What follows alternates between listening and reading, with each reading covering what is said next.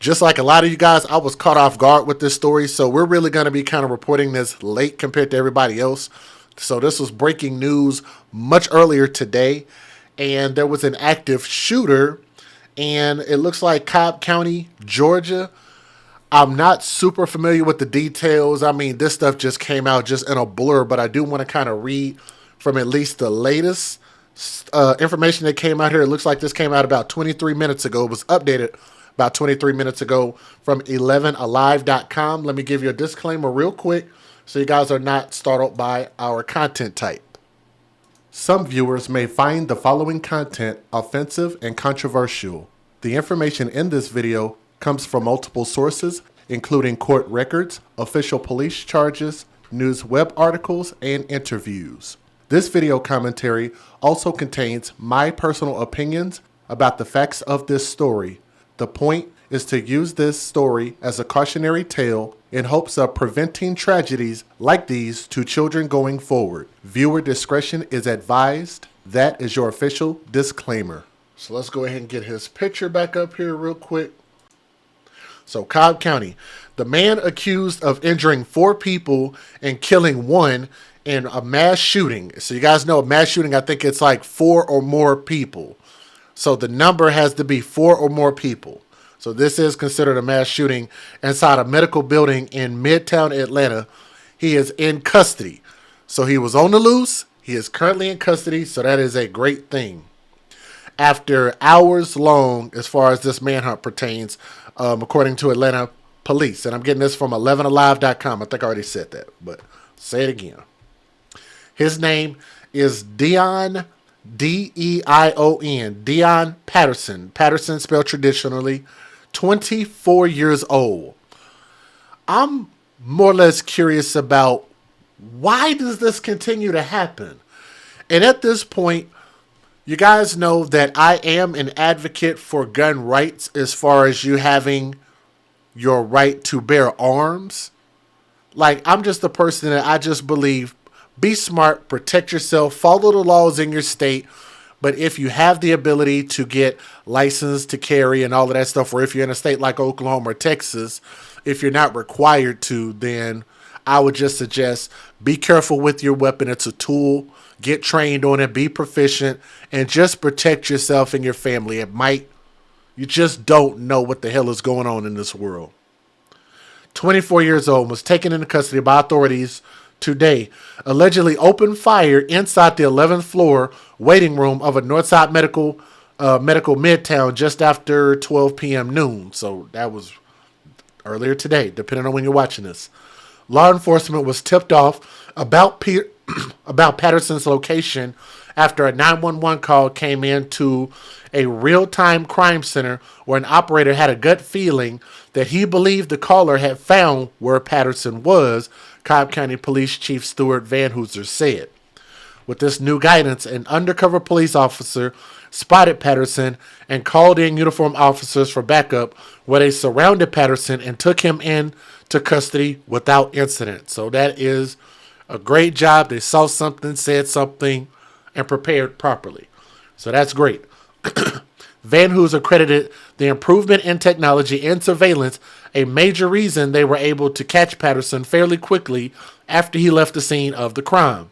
He explained if you go where you go back for 4 years in time, law enforcement will likely still be searching for the alleged gunman.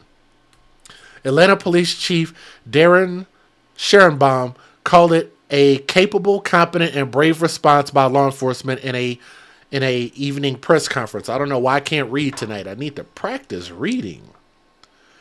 New details from Atlanta Police Deputy Chief Charles Hampton revealed that Patterson was only on the 11th floor of the medical center for about 2 minutes when he shot a total of 5 women, killing 1.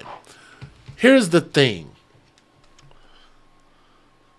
I believe there's normally something that sparked this. There's a motive, and I would just want to know, just for educational purposes, probably like a lot of us, what caused this man to snap and do this. So if he took a weapon in this place, then he probably already had foolishness on his mind. So let me see here. Actually, I'll just play the news videos. I can skip some of this, but let me give you guys the fair usage before we do that real quick. Get this down. Federal law allows citizens to reproduce, distribute, or exhibit portions of copyrighted motion pictures, videotapes, or video discs under certain circumstances without the authorization of the copyright holder. This is called fair use. It is allowed for purposes of criticism, news reporting, teaching, and parody, which doesn't infringe of copyright under 17 U.S.C. 107. If you guys want to get more of the information, then just go to the website, pull that up, or you can actually look him up by name, or you can just type in Atlanta active shooter, and it should pull up everything that is current on this story. But let's listen a couple of news videos. Police have arrested the man accused of shooting 5 women at a medical center in Atlanta, killing one of them. 24-year-old Dion Patterson was captured this evening after a 7-hour manhunt. Police say he walked into the center's waiting room shortly after noon and opened fire after becoming enraged. Patterson allegedly ran away, then stole a nearby pickup truck to get away. A license plate scanner picked up the truck in a nearby county shortly thereafter. Authorities then launched a massive search of the area. I am pleased to share with you that thanks to our strong partnership with Cobb County Police Department, law enforcement have taken the suspect into custody. Patterson is a former Coast Guardsman and was discharged in January. His mother told reporters he was dealing with mental health issues related to a medication he began taking recently. 3 of the victims were taken to the hospital in critical condition and they underwent surgery. The 4th is in reportedly stable condition. With that, I am happy to take your questions. Mayor Dickens, there has been an extraordinary decrease in the homicide rate in Atlanta. But events like this, particularly when there's lots of national media attention, cause people to think that crime in Atlanta is increasing. How do you address that sort of perceptual mismatch? Yeah, thank you for that, for clearly stating that violent crime is down in Atlanta. Homicides are down 40-something%. Up until this very moment, I don't know what the stat is now after today, but violent crime is down in Atlanta. And so the perception may be, because of this mass shooting, that crime is all over the place, but the truth of the matter is it's down.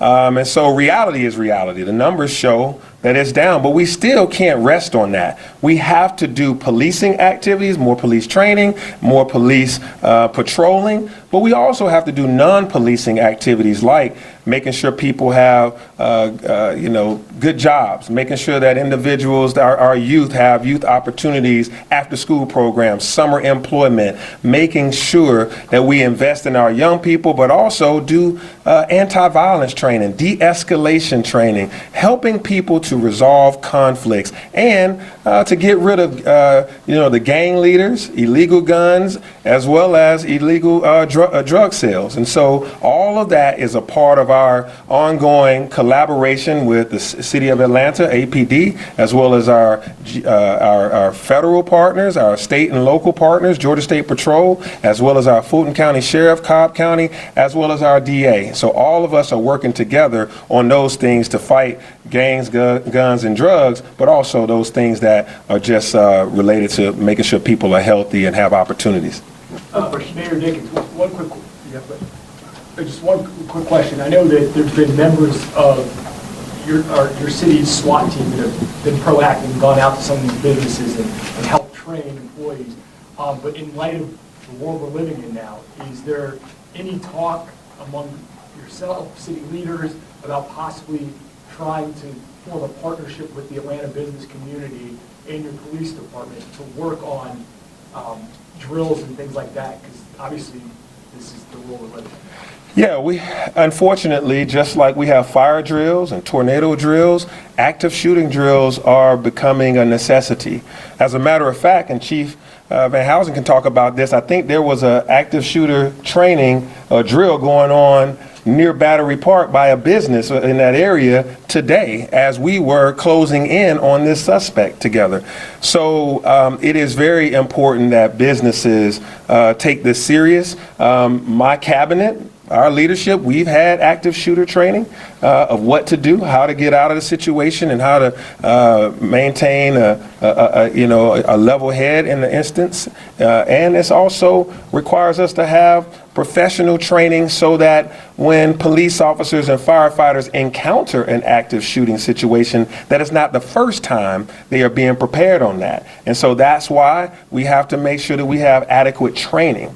And our adequate training includes during cadet school, but also ongoing training that these officers and personnel have over and over annually to make sure that they're prepared for instances such as this, or instances such as what you saw last week at a gas station on Moreland and Memorial, or on and on and on across this nation. I know this is an ongoing investigation, but do we know there's been reports that the suspect was suffering some type of mental health episode? Have you guys been able to confirm that? And also, do we know if the firearm he was using was obtained legally, or? Chief Hampton, you want to talk to that? Again, as you know, most of my statements is all that is still under investigation. We won't talk about any mental health that the subject may or may not have. We have the firearm, and we'll be running any checks on that to see if it was stolen, if it was legally purchased. So we haven't. The weapon was. Can you, I will not. It was a. I will say it was a handgun. All right, so that's kind of to bring you guys up to speed. Of course, there's probably going to be more information that comes out about this individual here, and he potentially had some mental health issues or whatever the case is, but I always say that mental health can't be an excuse for committing violence against people. That stuff just has to stop. It has to be eliminated. So we're thankful in this situation that they didn't actually have to physically take this man's life in order to stop him. You know what I'm saying? But, you know, he ended up being a danger to society. And in order for us to get resolution to stuff like this, I think we have to know what the root of the problem is, what the real issue is. But on top of that, I think it is also best for us to be able to protect ourselves. So again, I encourage you guys, please get your training, please be proficient in your weapons, and utilize your right to bear arms. And just, I think that's really what we have to do at this point with all the school shootings and just random stuff that's going on, man. Everybody ought to be able to protect themselves, maybe even eliminate a threat a lot sooner. But thank you guys so much for listening to this story. If there's anything else more to follow up with, then we'll probably just follow up on it. So I'm glad they were able to take him in, and he could be punished to the fullest extent of the law. That's what it is.